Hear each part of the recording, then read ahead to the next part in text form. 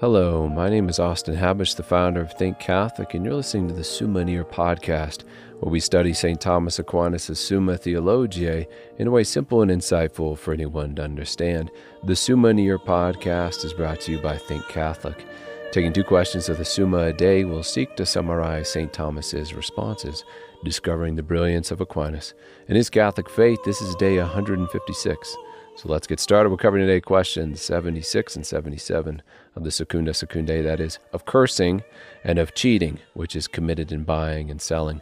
The translation that I always use in these podcasts is the one generously provided to me by Ave Maria Press, the 5-volume set translated by the Fathers of the English Dominican province, which you can now get at a discounted price from Ave Maria Press's site by typing in the code SUMMA10. And so here we go. Article 1, whether it is lawful to curse anyone. Cursing means in this article to call down or declare evil on another. This is to curse.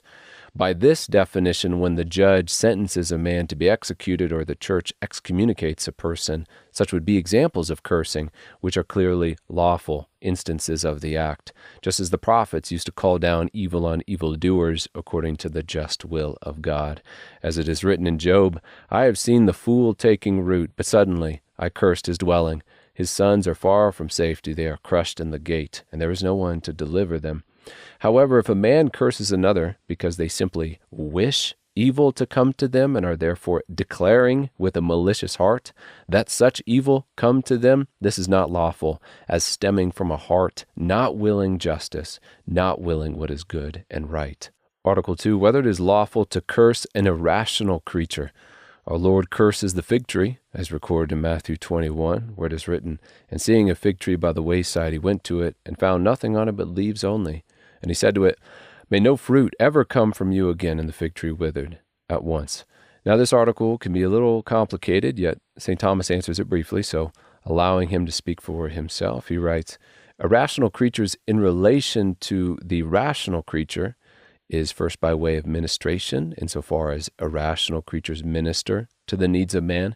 In this sense, the Lord said to man, Cursed is the earth and thy work, so that its barrenness would be a punishment to man.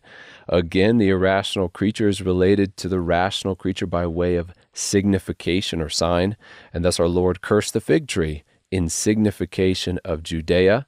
Thirdly, the irrational creature is related to rational creatures as something containing them, namely by way of time and place. And thus, Job cursed the day of his birth on account of the original sin which he contracted in birth and on account of the consequent penalties. So in response to our article, since godly men have cursed irrational animals, it must have been lawful, at least at some time and in some particular instances, to have done so, and so it is lawful to curse an irrational creature.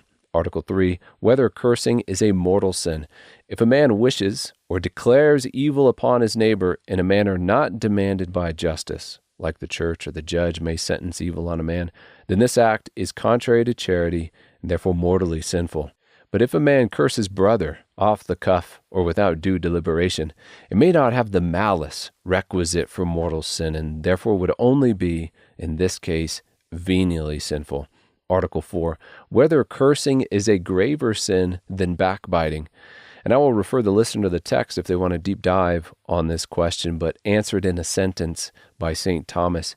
It is impossible to do well in backbiting, whereas cursing may be either good or an evil deed, as appears from what has already been said. Therefore, backbiting is graver than cursing.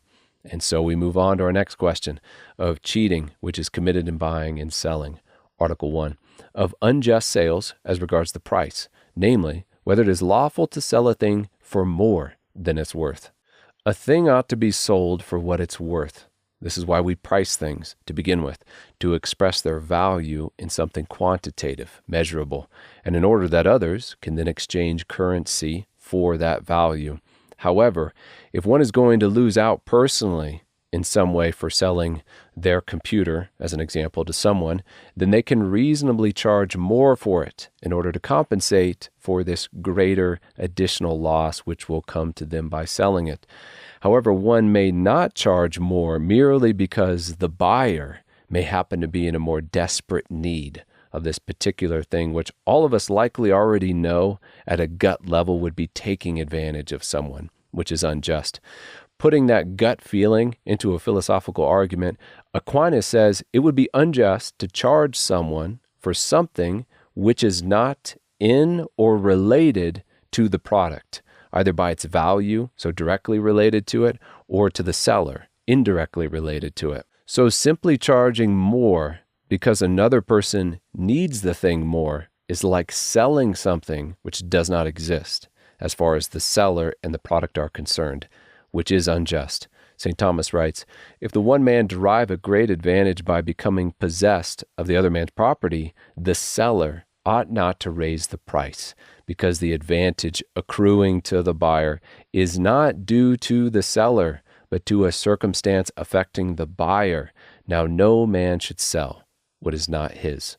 Article 2, whether a sale is rendered unlawful through a fault in the thing sold. If the computer someone sold was not actually a computer, it just looked like it, or was supposed to be two computers, but there ended up only being one in the box, or if it was supposed to be a computer in mint condition, but it was actually slightly broken in some way, all of these reasons would render the sale unlawful and the buyer due reimbursement. And if the seller knowingly, intentionally, maliciously made this unlawful sale, then along with the reimbursement, they can justly be required to pay more or make satisfaction in addition to that reimbursement, and that is to compensate for their evil done, the evil intent, to which now justice demands they be punished. Article 3, whether the seller is bound to state the defects of the things sold, which we already likely know the answer to this question, so quoting Aquinas, who quotes Ambrose in the article. Ambrose says, in all contracts, the defects of the saleable commodity must be stated, and unless the seller make them known, although the buyer has already acquired a right to them, the contract is voided on account of the fraudulent action. Article 4 in our last article, whether in trading it is lawful to sell a thing at a higher price than what was paid for it. If you bought a computer for $1,000, can you then turn around and sell it for $1,200? And we might think no, since again the value of the thing should be reflected in its price, and its value surely didn't increase simply by the exchange of ownership from someone else to you.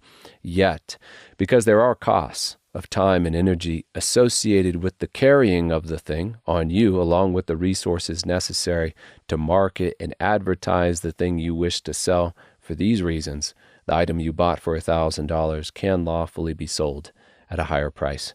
In St. Thomas's words, he who buys that he may sell at a profit, he may lawfully do this, either because he has bettered the thing, or because the value of the thing has changed with the change of place or time, or on account of the danger he incurs in transferring the thing from one place to another, or again in having it carried by another. In this sense, neither buying nor selling is unjust. And with that, we come to the close of another episode. We have just finished covering questions 76 and 77 of the Secunda Secundae, that is, of cursing and of cheating, which is committed in buying and selling. My name is Austin Habish with Think Catholic, and I cannot wait to see you tomorrow.